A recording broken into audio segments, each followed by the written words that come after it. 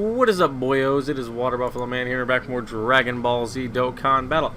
Alright, so with the ticket banners being up, yes, I did a short little overview of both banners and why I said which one was better. So, now I'm going to go into a little bit of more of an in-depth look into why I say the A banner. Yes, the A banner with GT Goku and the Super Vegeta on it is the better banner. I've got 5 units and 2 sleeper units that could easy A during the worldwide download celebration. I'm going to go into detail on why I think this banner is better, going over these units, and then the 2 sleepers.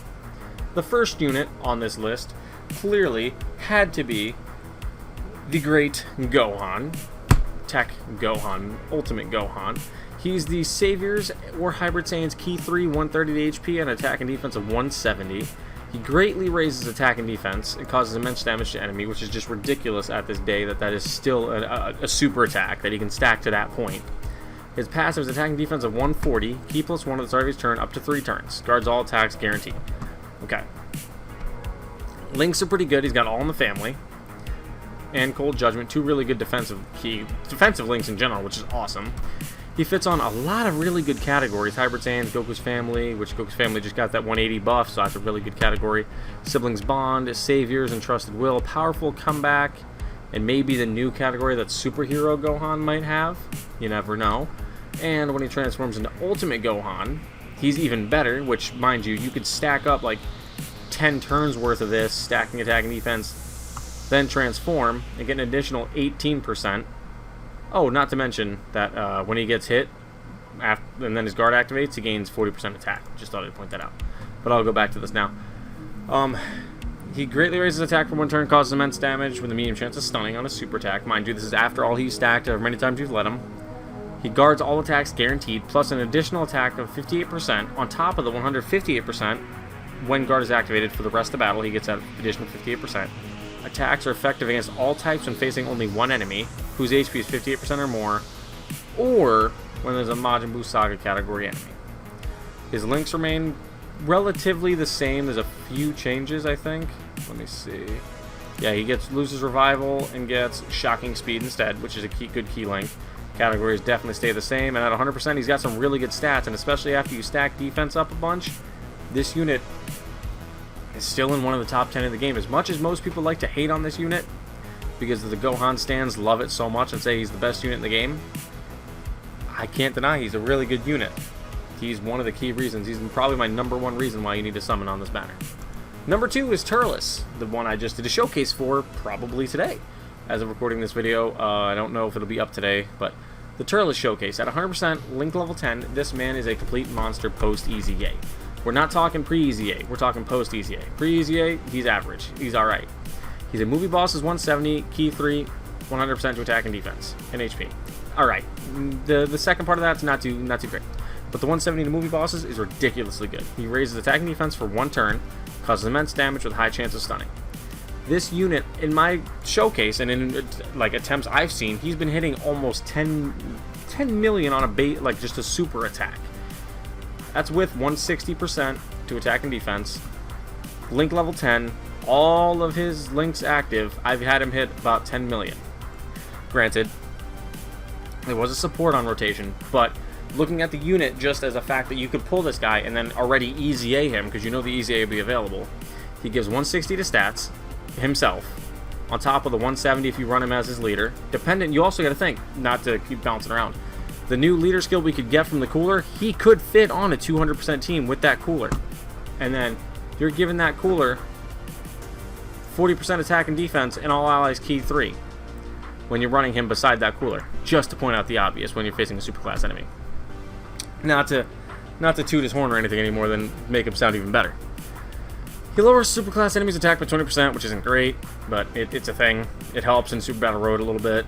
He has a 30% chance of activating the Fruit from the Tree of Might for 3 turns when HP is 80% or less, which with this guy you really probably won't get that low, because he was hitting 300,000 defense or having 300,000 defense turn 1 when I was using him. So you probably won't get that. He's got really good links, especially Big Bad Bosses, Destroyer of the Universe, and Fierce Battle. Let's just transform him into Turlet, like beefed up Turles. He stacks attack and defense in his beefed up form, which is nice because that does in fact carry over to his non-fruit from the Tree of Might form. So if you can transform, activate 2, 3, 4 super attacks, you will carry that stack back to the initial form. And he has a high chance of stunning, which is just really cool, but most events you won't be able to use a high chance of stunning it. He recovers 20 HP at the start of turn when he comes out. I think that's every turn. I do not see anything that states otherwise, and I've only ever gotten this form once. So, attack and defense 200%. All allies key 3 retains, which is nice, so he still stays as somewhat of a support unit. He gets an additional 100% defense when you're facing a super class enemy, so that's 300% to defense right off the start. At the start of the turn, so this man's defense is going to go through the roof, and he's going to be stacking his defense while you're using him, which is even better.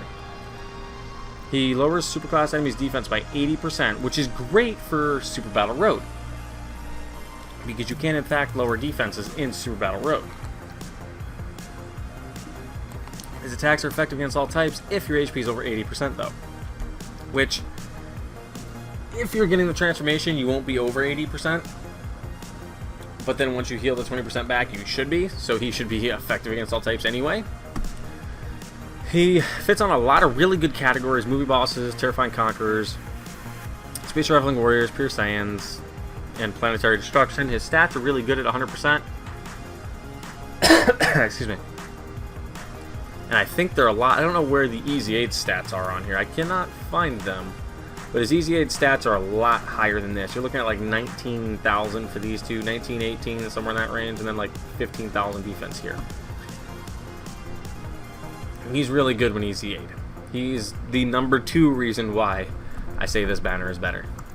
Number 3, same thing, just got his EZA. He's a total monster now. Full power category, 170%. Super Tech, actually he's a 120 lead for Super Tech, which is nice. It's a benefit for teams of people that need the 120 leads for Super Tech. There he is. He stacks attack and defense for 1 turn. His passive isn't as great as Turless's. He gets 159%. At the start of turn, raises attack and defense by up to 100%. The more HP remaining, the greater stat boost, which kind of sucks for when you're on low HP, but he plus 3 and an additional attack and defense 59% when all its allies attack in the same turn as super class. You generally won't use him on any other team other than a super class team in the first place. Medium chance of evading the enemy's super attack and countering tremendous power. Foresees the enemy's super attack when there's a full power category ally attacking the same turn if HP is 59% or less. So you really only will see that on a full power team. He's got really good links, Saiyan Roar, Super Saiyan, and GT being some of the better ones he has. Fits on a lot of categories. Again, EZA Max right here. I don't know why Turles didn't have EZA Max, but that's what the EZA Max looks like for this guy. He's a total monster. Some of the great categories he has: Shadow Dragon, Pure Saiyans, Full Power, Goku's Family, Giant Ape Power, All Out Struggle, Power Beyond Super Saiyan, GT Heroes. I mean, it just goes on and on. This unit is ridiculously good, especially post-EZA. Reason number 3. Reason number 4 is the actual main, and literally the main GT Heroes unit lead, more or less. He leads GT Heroes 170 or Goku's Family 150, which, so that's 2 free categories. If you do not have him, you get him, you'll get 2 category leads right there. Greatly raises attack and defense for 1 turn, causes immense damage, and greatly lowers defense.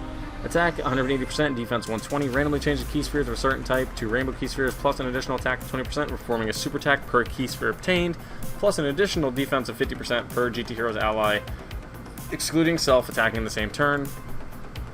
So he's one of the best, if not the best unit for doing the punching bag events. And if you really just like seeing high damage numbers, running him on the 200% GT Heroes Kamehameha 7th anniversary LRs we just got, you'll see massive damage numbers with him. Mine's only 69%, so I can't really tell you how much he can get up to, but his categories are great. Super Saiyan, Kamehameha, GT, Fierce Battle. Fits on Pure Saiyans, Goku's Family, again, Super Saiyans, Kamehameha, Giant Ape Power, GT Heroes, Power Beyond Super Saiyan. Really good categories, really good stats. What else is there to say about this guy? He's just a really good unit right now, and just eventually, not anytime soon, because he just came out in 21, eventually he'll be getting an EZA, and it'll make him even better. So when that time comes, it's really what it's going to come down to. Alright, we have Ultimate Gohan, who's gotten his EZA, and he is, again, let's just jump straight down to his stats, really good. I mean, they made him so much better once they gave him this EZA.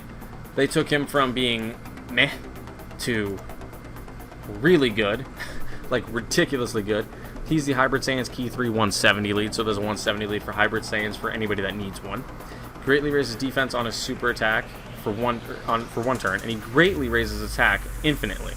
So his defense will only go up by 50% for one turn, but he'll greatly raise his attack by 50% for 99 turns, infinite. Passive skill is 158% to attack and defense, and superclass allies gain 50% defense when he's on. No key though. Plus an additional key 2 and 30% for Entrusted Will superclass category allies. So if you're Entrusted Will and this guy's on rotation, you'll get key 2, 30% attack, 50% defense. High chance of guarding all attacks. Guards all attacks and launches an additional attack that has a chance of becoming a super attack for 4 turns when guard is activated. So if guard activates, you have 2 attacks guaranteed, one of them being a super attack, because most likely you'll have gotten your first super off. You'll have a chance to get 2, if not 3 supers, depending on the way you built his kit. Really good links in All in the Family and Fierce Battle. I will tell you, he will lack key. That's the one thing that this unit does, is he lacks key links. Again, really good teams, same as the first Gohan. Really good teams, really good teams. Stats are just great. Hybrid Saiyans, Majin Buu Saga again, Goku's family, Siblings Bond, Powerful Comeback, and Trusted Will. Just really, really good categories. He's another one of the units I would say go for. Like, if you can pull for him, if you're going to pull for units, this is one you'd want, especially because he's a Hybrid Saiyans lead, post-ECA. A really high-level Hybrid Saiyans lead. Alright, the other unit is kind of one that not many people would probably expect to see on this list. The Legendary Super Saiyan Broly. The one that released for Saiyan Day, I think, a year ago. Planetary Destruction or movie bosses categories key 3, 130, then 170 to attack and defense. He stacked attack and defense on a super. I personally really enjoy this unit. He's key 3, attack and defense. Mind you, he stacks attack and defense infinitely, and he'll hit 2, 3 to 4 to 5 supers per turn. I've seen mine hit 4 consecutively. Key 3, 180 to attack and defense. Reduces damage by 18% and a chance of performing a critical hit by plus 18%. Launches an additional attack, so he's right there, he's got 18% damage reduction right off the start. Launches an additional attack that has a medium chance of becoming a super attack, so if you can get double supers right there. Plus an additional key 3 and launches an additional attack that has a medium chance of becoming a super attack. And reduces his damage received by 18%, so 36% damage reduction. And chance to perform a critical hit plus 18% within the same turn of performing a super attack when there is a Pure Saiyans or Hybrid Saiyans category enemy. So he gets 36% damage reduction, 36% critical hit rate, and he gets key 6 on his active skill and attack plus 60%. Attacks effective against all types for 1 turn. Can be activated after performing 4 or more super attacks in battle, once only. His links are pretty good. You probably won't see Berserker or Hardened Grudge really active too much, but you'll see Super Saiyan, Saiyan Warrior Race, and Fierce Battle.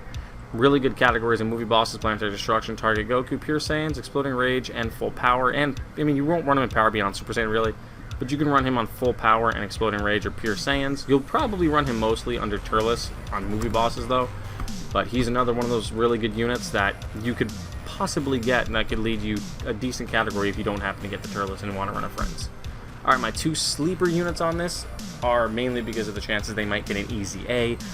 As the way they are now, these units are good. Are they great? Do they fit the meta? This one works in the meta, the second one does not. It is the Extreme Ultimate Power Cooler STR. These Terrifying Conquerors or Transformation Boost Key 3, 130 to HP, 170 to attack and defense, causes immense damage and lowers attack and defense. His passive skills, attack and defense 100%, Transformation Boost, Category Allies Key 2, and attack and defense 30% when facing 1 enemy. Terrifying Conquerors get Key 2 and attack and defense plus 50% when facing 2 or more, so for SBR. He transforms when there's a Pure Saiyans or Hybrid Saiyans category enemy starting from the 3rd turn of battle, or when facing 1 enemy from the 6th turn on. When transformed, he is a total monster. He has Raising Attack, so he stacks infinitely. His Key 3 attack and defense 180 in his passive launches an additional attack that has a medium chance of becoming a super attack, so guaranteed 2 super attacks. Guaranteed 2 attacks, one being a super, because most likely you'll launch a super, and then the second one could be an additional super. And guarantees to perform a critical hit when there's a Pure Saiyans or Hybrid Saiyans category enemy. So, which 99% of events seems to have one of those two in the battle at some point in time. He has big bad bosses, strongest clan in space, universal most malevolent, and thirst for conquest, along with Fierce Battle. Again, fits on movie bosses, Terrifying Conquerors, Space Traveling Warriors. Right here is a team that's actually really good, and I can see a couple 200% teams that he's on right now, mainly just one. This one could be getting a 200% team with the future cooler coming. Not future cooler, but the cooler that we're going to be getting for the worldwide download. Stats are, again, pretty solid. Not terrible, but if he gets an easy A, which he might not because he's only a little over 2 years old, and he still kind of works in the meta if you can get him transformed. His defense is alright, especially on our 200% team, but he is probably my #1 sleeper pick to get an easy A. #2 would be the Metal Cooler. Wicked Bloodline category key 3, 170, Extreme AGL key 3, HP attack and defense at 90%. He is the one that a lot of people, myself included, more likely see getting the easy A, because he'll be probably Wicked Bloodline key 3, 180 after that's said and done. Hopefully gives himself a little bit of defense on his super attack. His passive skill is attack and defense at 80%, plus an additional attack of 10% with each attack received, up to 70%, so you can get 150% to attack. Recovers 7% HP at the end of each turn with attack was received, which is good because you gain a little bit of health back.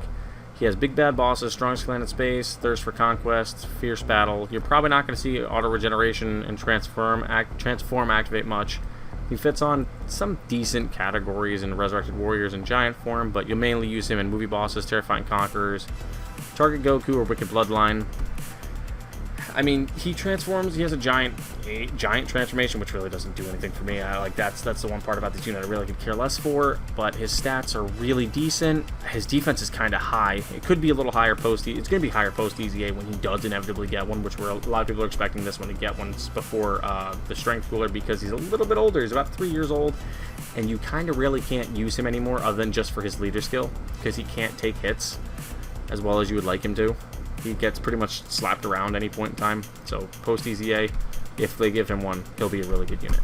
But those are my 7 reasons why you need to summon on this banner instead of the B banner. Thank you guys for watching. Water Buffalo Man signing out, and I'll see you guys next time.